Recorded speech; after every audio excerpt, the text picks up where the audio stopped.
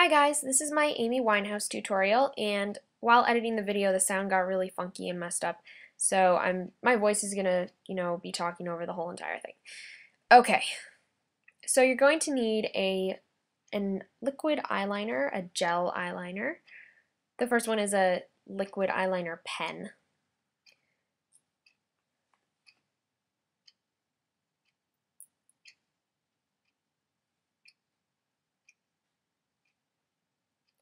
So you're just going to want to draw a thin line along your eyelash line. As you can see in the video, I'm stalling here because I don't want to mess it up. I did do this look already just to practice before I actually recorded it because I didn't want to really mess up or do something stupid. So you're going to want to draw a thin line on your upper eyelid right along your lash line. And you're not going to want to smudge it or anything.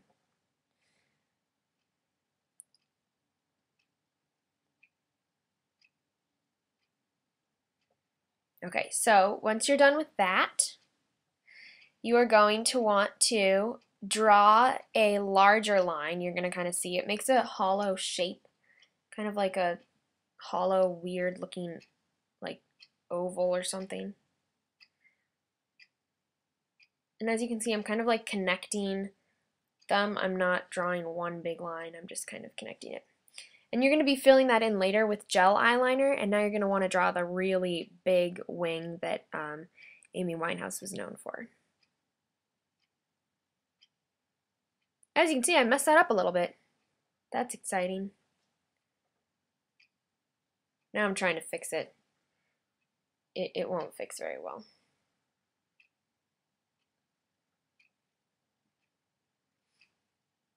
So now you're going to want to fill it in just a little bit with the liquid eyeliner pen.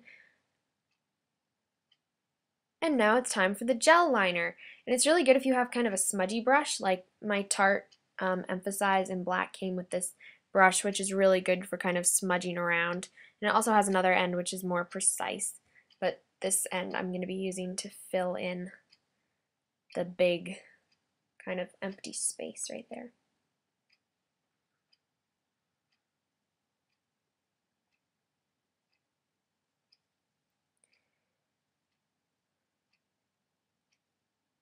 You can also go outside the lines a little bit. Unfortunately, I made it look more like a rectangle, but yeah. And now I'm going to do the other eye really fast.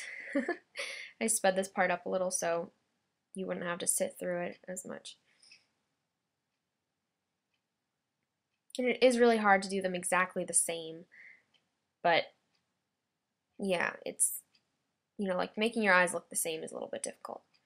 Now I'm putting mascara on both my eyelashes, sorry. That was Bare Minerals Buxom Lash, by the way. This is Lancome's Color Design in It Girl Sheen, and it's a pinkish color. And then your other choice could be Revlon Pink in the Afternoon. You can obviously use anything on your lips, but I'm going to be using the Lancome one because it's not as harsh of a pink. But any kind of light baby pink color will work just fine. And I was wearing my Aquaphor stuff, so that's why my lips were already shiny. Now we're going to move on to kind of highlighting, bronzing, shaping. I'm totally forgetting what it's called, but I'm going to be using Tarte Park Princess Avenue and NYC Sun to Sun. I personally think that NYC Sun to Sun is much, much better. It gives you more of a sharper, defined look, whereas Park Princess Avenue just kind of makes your face glow. And the goal here is to look human, not, like a vampire or something. I don't know if you guys watch Vampire Diaries, but I do. I just started kind of, and now I'm a little obsessed, and I'm only on the second episode of season 1. This has nothing to do with this tutorial, but that's okay. Okay, now it's time to draw her mole, which really stinks because I have a little mole and hers is on the wrong side, so yeah. By the way, I recorded this at one point, and the mole, I ended up with this huge line on my face, so I had to go and wash that off and start again, which was really exciting. So just be careful you don't end up drawing a really huge kind of mole thing going on. So now we're going to move on to hair. Yay! curly. And you're going to need to bump it, and, well, you don't need to bump it. You can kind of use whatever. And you're going to need some kind of volumizing spray to really volumize your hair. It'll be great. So you just kind of want to spray it around right near the roots. If you spray it outside of the roots, your hair will get greasy really, really fast. Yeah, my hair looks a little crazy. I look a little crazy. I always look crazy though, so that's okay. Yeah. So once you're done with that, it's going to be time to back comb a little bit. If you want to, you don't have to. I don't back comb in this video just because I didn't really feel like it, I guess. So if you want to be really creative, you could, like, you know, put your volumizing spray container bottle thing in your hair instead of a bump it, but I'm kind of just kidding. So I'm using my comb to grab or gather hair so that it has something to cover.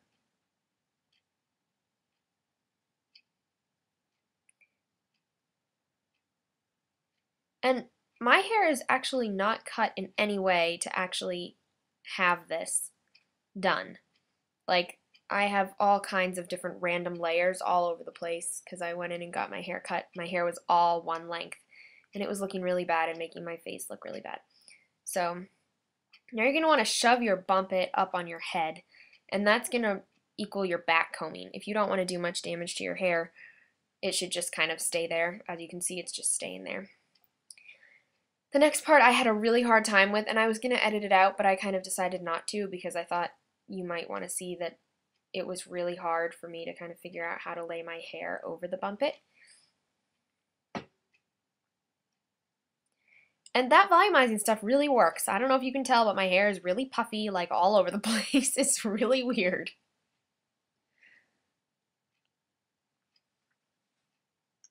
My hair also looks kind of messy right now, but, you know, it's getting there. Clearly I thought this was really funny.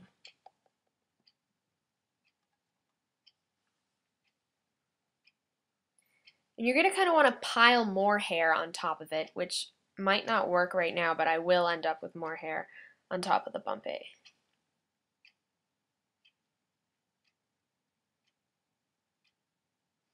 And you also want to make sure throughout the whole process of putting your hair up that your bump it's not moving around a lot, because that's not very good. You don't want your bump it to be, you know, moving around when it should just be in one place. And also make sure it's not moving around in a way that it's getting off center. You want to make sure that it's staying centered the whole time and not moving, because mine kind of seems to go off center sometimes. And that's probably because I just don't want to tease my hair, but I don't know, I don't like teasing, back combing, whatever you want to call it, my hair.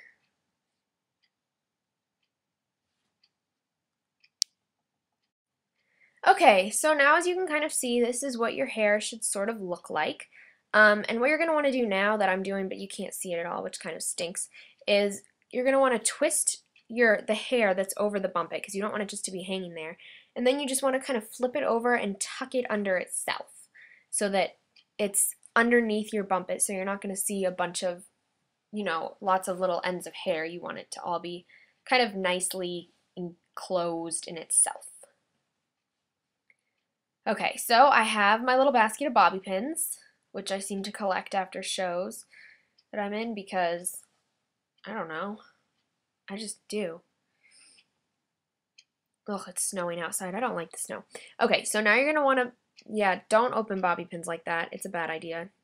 I've had 4 years of braces and I just decide that I don't really care and I'm just going to open bobby pins like that. So you're going to want to clip your hair, and this could take like a lot of bobby pins or it could take very few. And you're going to want to kind of crisscross them over each other so they make like little X's so that it's really holding the hair in place. If you just all put them in one direction and all in the other direction and they're not like touching and crisscrossing, it's not really going to do much. So you really want to make sure that you're actually making that crisscross and that they're connecting over each other, which might actually hurt while you're getting them in, but get over it, I guess.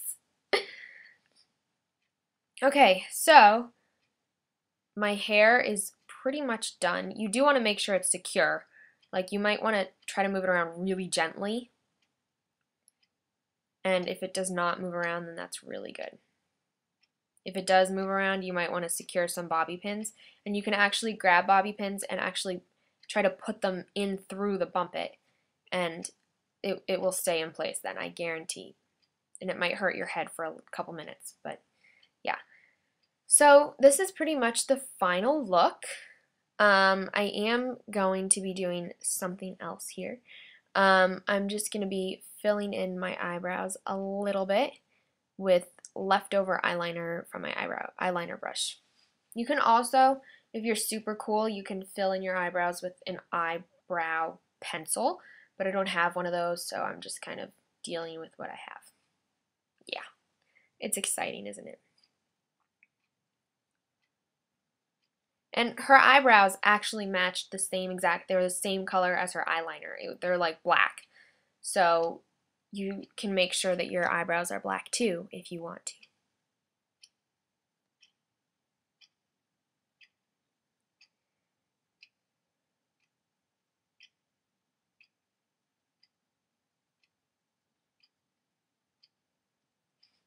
Yeah, my eyebrows don't look a lot darker, but that's okay. I wish I did this earlier, like for Halloween, but I didn't.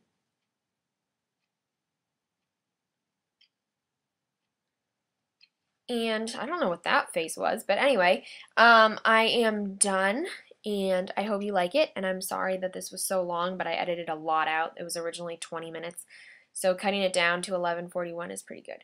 Leave a comment in saying what your favorite Amy Winehouse